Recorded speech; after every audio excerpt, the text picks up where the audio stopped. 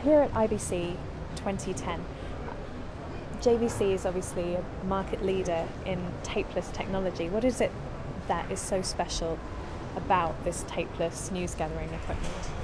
Well, I think tapeless is really the next step in news gathering and video recording, for that matter, because it offers so many advantages. You have the advantage of speed. You no longer need to ingest footage in real time. You need to basically just transfer files. Files do not change when you transfer them, so you basically preserve the original quality of any recording. And you have the ability to do backups with numerous different media.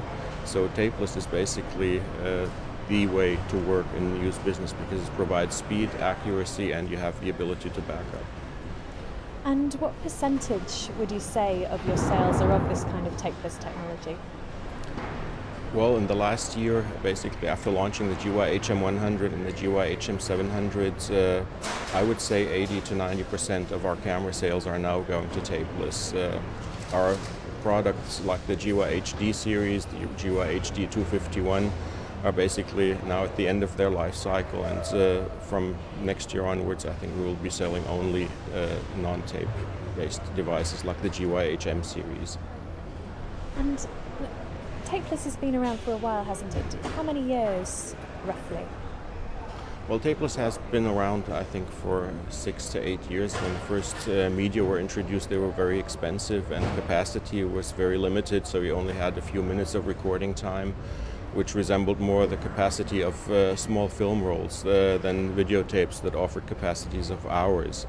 Now, however, I think media have caught up, and capacities now allow you to record the same amount of footage time-wise as a tape would allow you to do. So now is, I think, the time from the point of view of pricing and recording time and quality where tapeless recording on solid-state media is becoming a feasible alternative.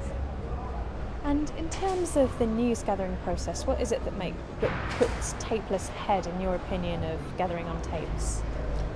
Mainly two things. The first is, of course, speed. When you're doing news, you want to be the first to get the story out. So with the tapeless technology that we're using, we call it direct file access. We offer formats that are directly compatible with major nonlinear editing and server companies. So basically, you can skip the ingest process and just open the files directly off the solid-state media. That means you're basically ready to edit once you've shot the story immediately. There is no time lost for ingesting. And that can make the difference from getting your story out to the public in time or not making it in time. The other factor is that you have digital media that you can back up easily, and we also offer the ability to record onto two media at the same time. You can record on inexpensive SDHC cards, but at the same time we also offer you the ability to record on S/S cards, which we license from Sony. The S/S cards basically can provide a second recording that you can use for backup, or you can actually record in two formats at the same time. Imagine a news story shot in the field and you have two stations. One is using an editing system based on Final Cut Pro, the other is using an editing system based on Avid. So in that case you can record one side of the story with S/S cards in MP4 format, which is compatible with Avid directly. And the other recording can be on the SDHC card in MOV QuickTime format, which is directly compatible with Apple. So you basically get direct editing with both platforms at the same time. And that gives you the speed that you need for the news business. Now, tapeless technology, as you've said, it's been around for about 6 to 8 years, but there's still sort of a few newsrooms that haven't quite cottoned onto it yet, have yet to make the switch. Why do you think it is that they're sort of hanging on with tapes? Well, I think many factors. I mean, there's a whole infrastructure that needs to be replaced. One thing is, of course, managing the amount of data that's available. The essence here is metadata, so you need to basically know which file contains which footage. And also, the tape has been there for a long time, and many people have basically equipment that needs to be replaced. So they were probably waiting to replace the equipment not only with non-tape equipment, but also with HD equipment. And HD is basically now in full swing. Many countries in Europe are changing to HD. So I think many stations have waited to do the transition to HD and to tapeless at the same time. And your prediction for when everyone will be tapeless? Well, I think tapes will be with us for some time in the IT business. Tapes are still the most efficient backup media if you're looking at petabyte amounts of data that you will need when you record digital data. As far as acquisition, I think already there are hardly any tapes left. I mean, there's a few formats that are still basically in use and will continue to be in use, but it's going to be a very, very small percentage in the next coming years. I would say in the next 2 to 5 years, tape will disappear from acquisition completely and will remain only for IT backup purposes. What do you think is going to be sort of the next big thing in news gathering technology?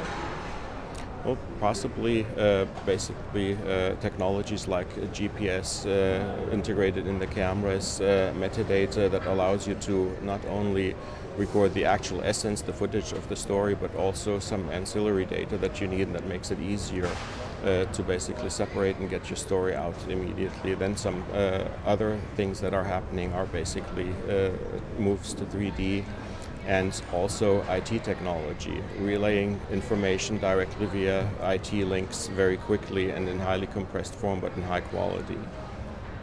And how close are we to some of these innovations? Are you going to be showcasing any of these this year at IBC?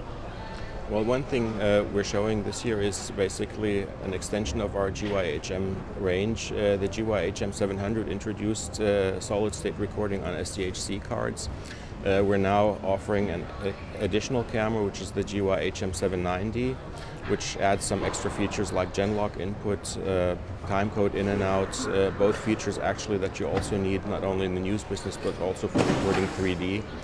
And for doing multi-camera shots, the GYHM 790 will also allow you to record in a studio. So you can basically use SDHC cards to record footage in the studio, but you can also use a studio adapter, which can be either a multi-core adapter, which gives you a range of about 100 meters between the camera and the camera control unit. And now the brand new thing we're introducing here at IBC is through a cooperation with Telecast in the US, a new fiber optical system. The new fiber optical system can work with tactical fiber. That means it will give you a range of up to 10 kilometers between the camera and the camera control unit if you power the camera locally with a battery. Or you can use hybrid cable, which basically feeds the power to the camera via copper wires, but feeds the signal from the camera to the camera control unit via strands of optical fiber. That will give you up to 500 meters. This is the big thing we're showing this year here at IBC.